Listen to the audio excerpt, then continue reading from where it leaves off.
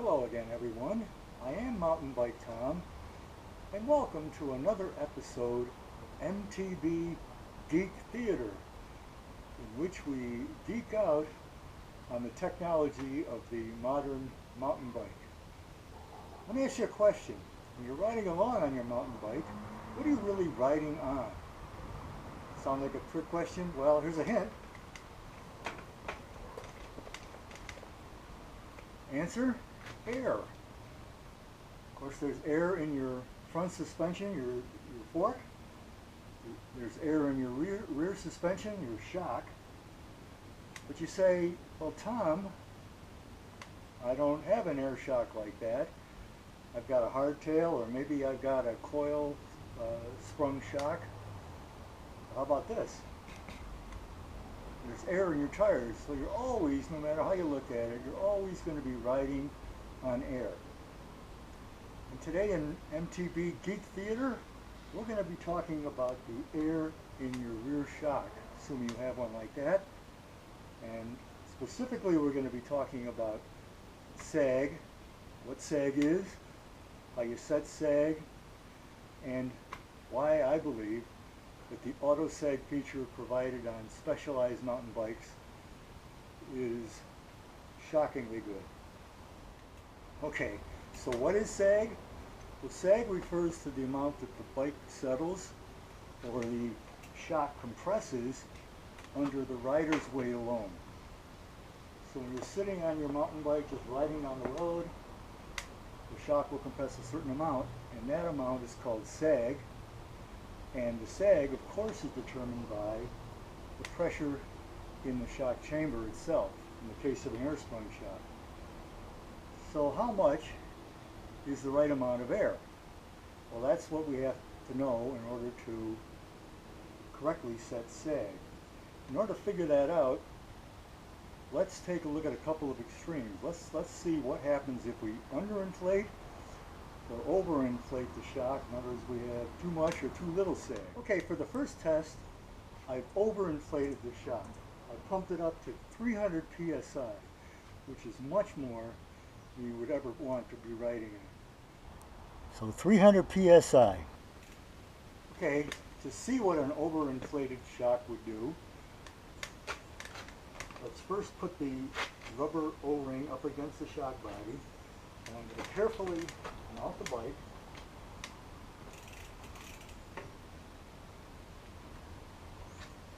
I just got my weight on it.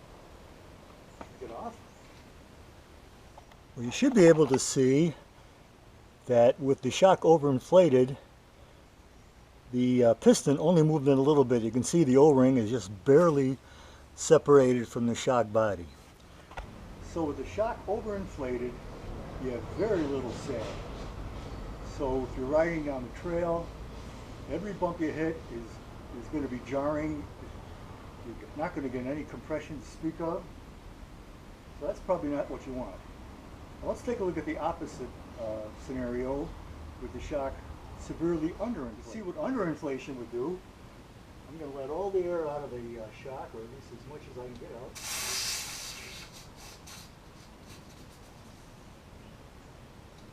So having taken all the air out of the shock, you can see that the air pressure now is 0 psi. So it's dead. Well, I think you can anticipate what underinflation is going to look like. Let's put the O-ring up against the shock again. And again, carefully mount the bike. Whoop, going down. I think we hit the basement. So with the shock deflated, no air pressure, you can see that under my riding weight, the shock moved all the way down to where the O-ring is, essentially almost full stroke. Well, that's a lot of sag. You can again imagine what will happen if I try to ride a bike in this condition. Every time I hit a bump, I'm going to bottom out that shock. It won't be long before I destroy the shock, and in the meantime, I'm not going to have a very pleasant ride. I'm going to be bobbing up and down all over the place. So now let's talk about setting the sag at a happy medium between maximum sag and minimum sag. For a trail or all mountain bike such as this one, most shock manufacturers recommend setting sag to about 25 to 30% of the shock travel. For a cross-country bike, it might be more on the order of 20%. And the way you would do that for most shocks is to inflate the shock to the pressure that corresponds to your weight in a table in the owner's manual. In the case of this shock, it's provided with a feature called Autosag that's proprietary to Specialized that somewhat automates the process of setting sag. First thing you have to do when setting sag using Autosag is to know your riding weight. And what do I mean by that? I mean your weight, including all the clothes you normally wear, shoes, helmet, anything you carry on the bike, such as a cell phone, or you put on the bike, such as a water bottle. So in my case, my riding weight is about 175. So for this bike, Specialized recommends initially inflating the shock to 50 psi above your riding weight. Again, my riding weight is 175. 50 psi above that would be 225. I think you can see I inflated the shock to about 230 just to be safe. Okay, I've been inflating the shock through the black inflation valve on the right side of the shock. Now I'm going to turn the bike around to show you the Autosag valve. Now this red valve on the left side of the shock is the Autosag valve. When I remove the dust cap, you should be able to see there's a pin protruding out the end. Okay, we're just about ready to let Autosag do its thing. But first, check that the compression damping switch on your shock is set to the descend or open position, the left position as you sit on the bike. So now mount the bike.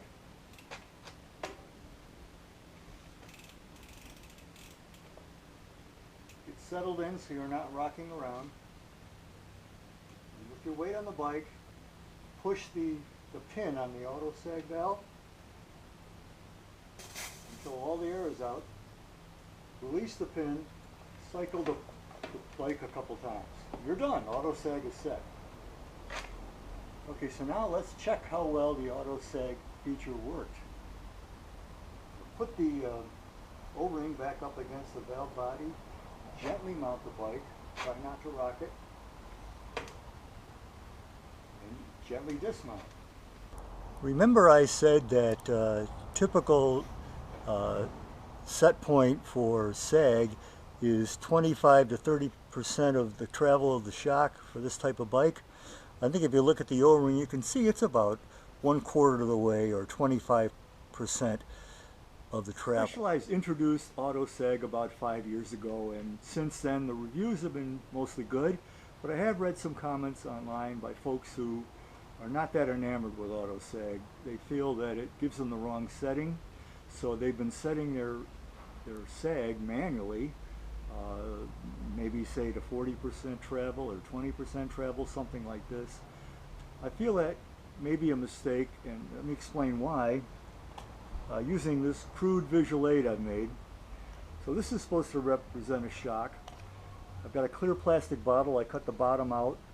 That's supposed to represent the shock body. The inflation valve is up here at the top. This red hole that I've punched is supposed to represent the Autosag valve. So this is going to be, the spray can is going to be the piston. We've got a couple of rubber bands here that represent seals. If the shock is fully deflated and the piston is all the way in, we'll inflate the shock, we'll close up the Autosag release path and inflate the shock. And you can see that the piston moves out. We'll put the cap back on here. Now if I release if I hit the pin on the Autosag valve with under my riding weight, the shock will move down, or the piston will move up, that is, until the first seal ring will hit and cover up that release path. So that seals off any further air escaping from the upper chamber of the shock. But I believe there's also a bypass path that goes around these seals, and it allows the piston to move in even further, releasing some air from below the seal, and until it reaches a second set of seals that again close off the release pad. Now when I cycle up and down, or take my hand off the pin on the Autosag valve, I cycle up and down on the bike, exercising that shock. What I believe happens is that the air above and below the piston, their pressures equalize, and I think that's the key to why I believe that Autosag is shockingly good. So again, I'm saying that the pressure above and below the piston are equalized at the sag set point, the Autosag set point, which is where your shock is, again, under your riding weight alone. Now you're riding down the path, let's assume, and you've hit a bump. The shock is immediately able to respond to that by compressing, and of course the piston moves up. Similarly, if you hit a dip, it's immediately able to move out and then dampen as it goes. So either way, the shock is able to immediately respond to the input from your ride, any bumps or dips. If, on the other hand, you overinflate or underinflate, in other words, you set more or less sag, there'll be a delay before the shock is able to actually either respond or start damping the effect of that bump or dip.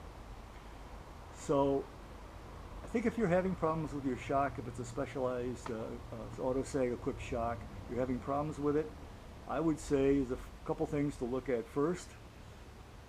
Check out the inflation pressure in your tires, for one thing. That has some effect. Make sure that your compression and rebound damping are set correctly. So if all these things are good, it's probably time to take your bike in and have your shock serviced.